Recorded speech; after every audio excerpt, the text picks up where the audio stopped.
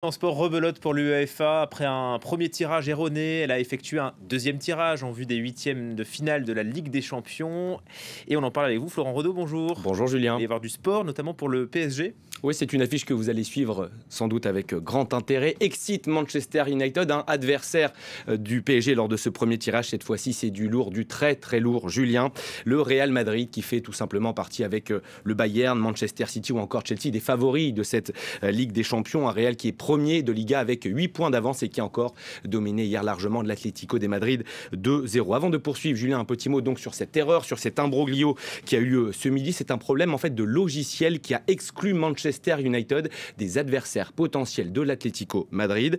Gros imbroglio, je vous le disais, plainte des Espagnols, enquête interne de l'UEFA et donc retirage à 15h. PSG Real, on y revient. C'est un grand classique en Ligue des Champions et ce sera surtout un match à part pour bon nombre d'acteurs, à commencer par Kylian Mbappé, vous le savez, pressenti pour signer au Real Madrid l'année prochaine. La fin de son contrat, c'est en juin. Florentino Pérez, le président madrilène, fait tout pour faire venir Kylian Mbappé à Madrid. Ce sera aussi un retour en Espagne pour un certain Lionel Messi, lui qui a évolué pendant plus de 20 ans sous les couleurs du FC Barcelone. Lionel Messi, c'est tout simplement le meilleur buteur de l'histoire face au Real Madrid.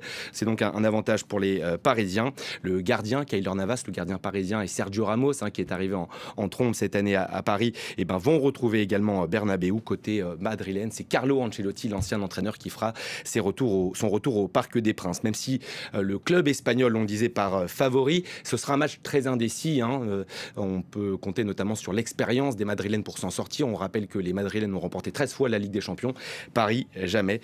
On va également voir face à face Kylian Mbappé et Karim Benzema, qui sont, vous le savez, très complices sur le terrain avec les Bleus. Le tirage au sort reste en revanche le même pour Lille. Oui, c'est bien compris. Oui, le retirage n'a rien changé. Lille hérite bien du Chelsea de Thomas Tuchel, tout simplement le champion d'Europe en titre. Le prédécesseur de Mauricio Pochettino, qui, je vous le rappelle, a remporté la Ligue des Champions 6 mois seulement après son arrivée sur le banc des Blues. Chelsea, c'est une équipe très collective, très bien fournie, vraiment très équilibrée, que ce soit dans tous les secteurs de jeu, en attaque, en défense ou au milieu de terrain. Côté lillois, on peut espérer, après 3 victoires consécutives en Ligue des Champions, on a le vent en poupe côté lillois. Et l'avantage qu'ont les Lillois, c'est de recevoir au match au retour 50 000 supporters seront bien présents à Pierre-Mauroy, enfin si le Covid ne les empêche pas.